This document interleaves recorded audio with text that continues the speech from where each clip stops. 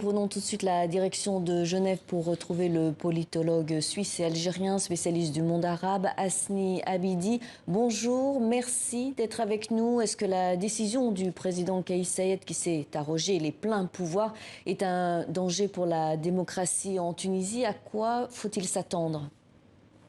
En tout cas, cette décision, elle fait planer une menace d'abord sur les institutions qui sont aujourd'hui à l'arrêt complet, notamment le Parlement, contrairement d'ailleurs à l'esprit de l'article 80. Le deuxième élément, c'est que nous avons un gouvernement aussi qui est à l'arrêt, alors que le pays fait face à une crise à la fois économique et sociale et surtout une crise sanitaire. Et le président de la République tout seul, en s'arrogeant tous les pouvoirs et surtout le pouvoir judiciaire, il n'a pas ni la force, ni les moyens, ni la légitimité de faire face à ces défis et de répondre justement aux revendications économiques et sociales qui ont d'ailleurs provoqué la chute du gouvernement et la chute, bien sûr, du président du Parlement et le gel des activités du Parlement.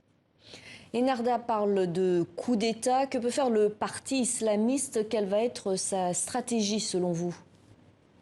Évidemment, il est dans l'intérêt du parti Adan Nahda d'évoquer un coup d'État, parce qu'un coup d'État, ça résonne auprès de son audience, ça montre finalement que la Tunisie, le berceau du printemps arabe, la seule expérience rescapée de ce qu'on appelle le printemps arabe, subit aujourd'hui la première grande crise politique et économique depuis une décennie.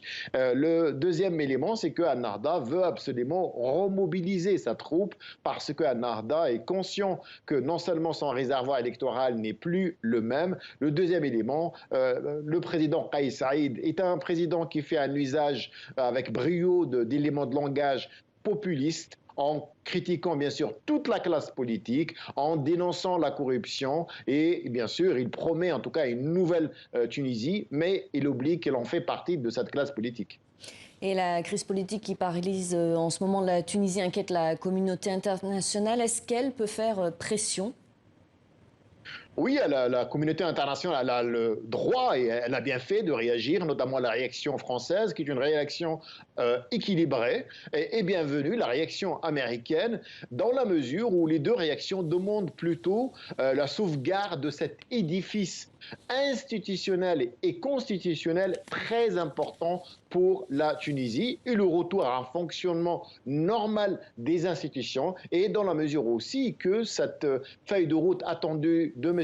Kais Saied, on ne l'a pas vue, c'est-à-dire qu'on ne connaît pas quelle est l'alternative, quelle est justement sa solution après le gel du Parlement, comment va-t-il opérer, sachant bien entendu que le Parlement, 30 jours à l'arrêt, ça veut dire que le président va s'arroger aussi le pouvoir de décider tout seul, ce qui inquiète les Tunisiens, mais aussi la communauté internationale. Merci beaucoup Hasni Abidi pour cette analyse depuis Genève en Suisse.